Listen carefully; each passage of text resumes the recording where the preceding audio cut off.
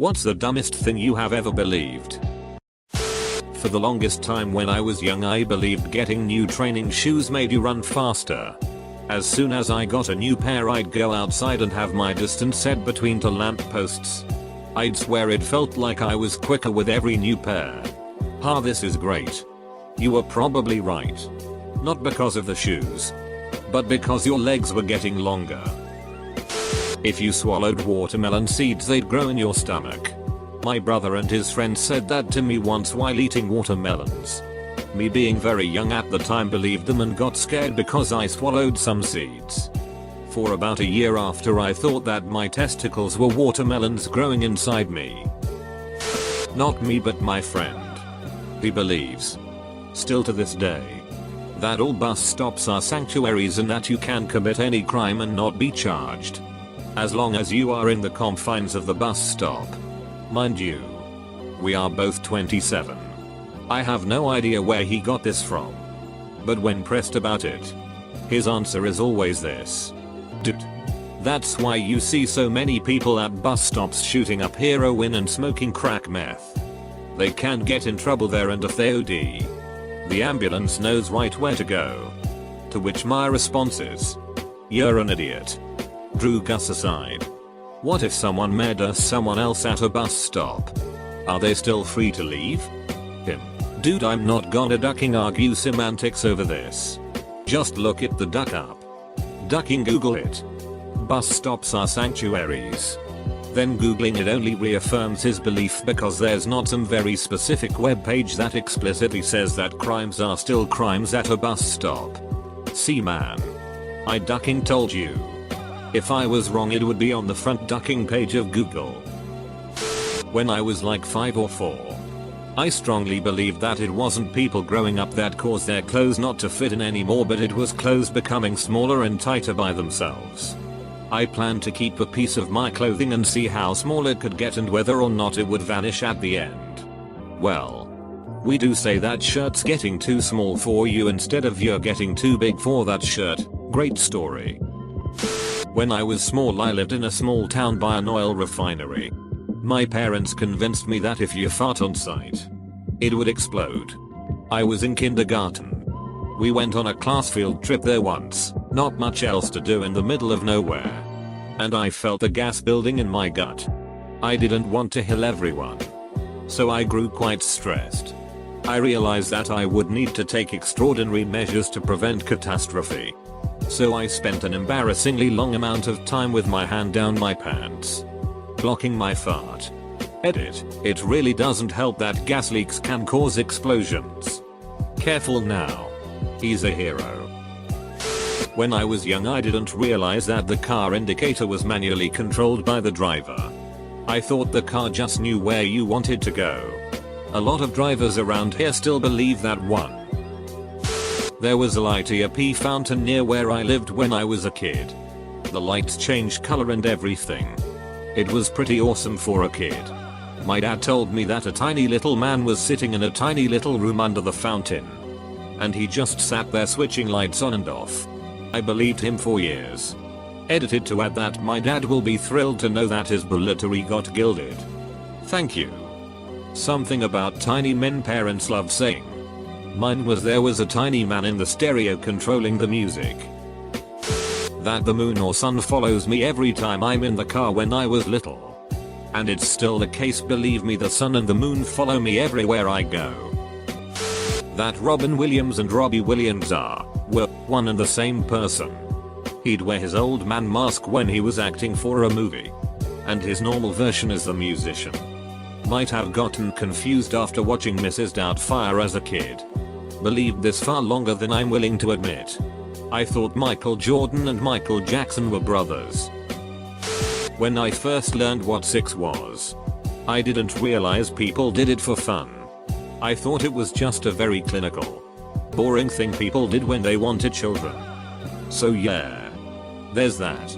Offshoot story. When I explained baby making to my daughter, I remember stressing that it's a grown-up thing to do. Not too long after, she somehow heard about teenage pregnancy and asked me why the teenagers were doing the baby making if they didn't want a baby. And that's how I got boxed into explaining the recreational side of sex to my 5-year-old. When I was a kid, I used to think girls had different colored rings around their nipples. Eye colors like brown, blue, and green.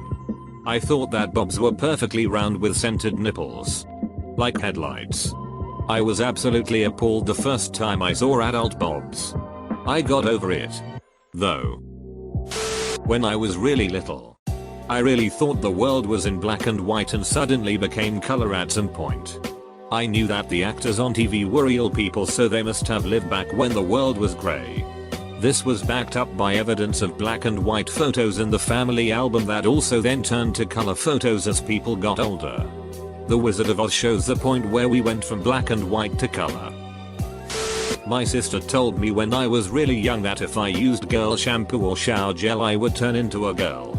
I believed her until I was 14 because I just assumed she would never lie to me.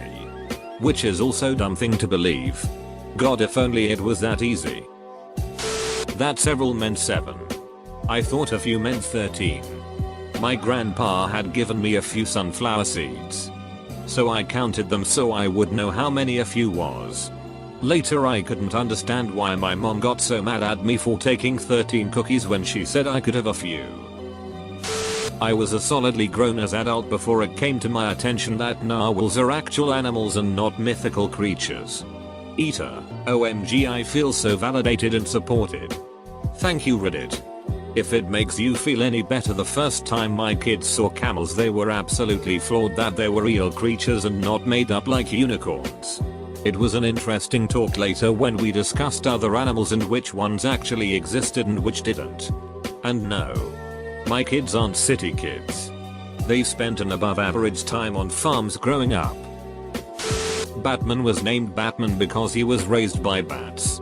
And that cats actually had 9 lives, so if you tried to heal a cat it would literally die then come back to life and go about its daily routine until all lives are wasted.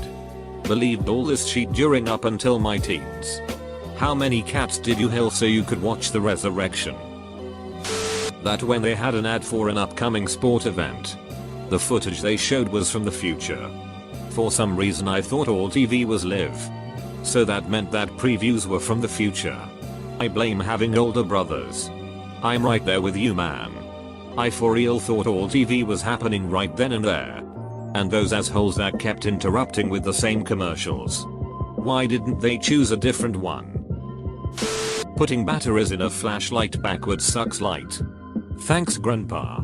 You got me. Came to find out he got my dad with that one also when he was young. Fun fact, LEDs generate power when you shine a light on them. As long as you are not already powering them. I used to think that actors were there waiting to perform movies shows every time I wanted to watch it. I always wondered how they got it perfect every time and were always available every time I popped in my favorite VHS tape. Sometimes I'd watch closer, hoping to catch an imperfection. Same here. I can still feel the confusion I felt first time I saw the same actor in 2 different movies at the same time. When I was a kid I used to believe that all cats are females and all dogs are males. Kinda made sense back then. Yes, same. I mean, cows are female. So you had the right idea. I have been a die-hard fan of Teletubbies until 5 years old. You know those moments when they showed some videos of kids doing stuff on their tummy TVs? Well, I used to believe that the kids were real beings inside the Teletubbies and that basically the whole universe we live in was situated in the tummy of a Teletubby. I sometimes think back about that. I cringe a little and say to myself, boy, I was an idiot. Edit. Whoa. Turns out I was doing philosophy at 5. Guess I wasn't so dumb then. I used to believe this too, but over time a lot of the details morphed. As I matured it became sexual and now I live in an institution. That in the old movies when someone was killed, they actually died. My sister explained to me that people used to volunteer to die so the film could be made. Same here. I thought that the actors were so brave for volunteering to die. I believed women did not have belly buttons till I was 4 or so. I was raised in rural Mississippi. Born in 1966. Very conservative culture. I had only seen my mom's body. I'd taken baths with her when I was a wee lad. My mom was overweight. And as far as I had seen, she did not have a belly button. Therefore, women did not have belly buttons.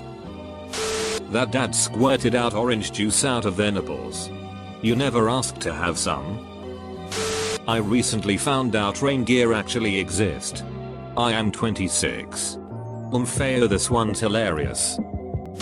That I needed to take my dress off to pee. Turns out I could just lift it up. Little kid logic. The boy version of this was the kid who always dropped his pants to his ankles to pee. Every grade school had one of these kids. Come to think of it, I've seen this more than once out at bars. I think the reasons might be slightly different though. Me and this other kid in 2nd grade saw a special ed kid get a talking to from the classroom aide about not pulling his pants all the way down to pee. Later that week, the three of us were at the urinals and we saw him pull his pants all the way down, so we sprinted back to the classroom and bust in the door yelling to the whole class, Jack, not his name, is peeing with his pants off.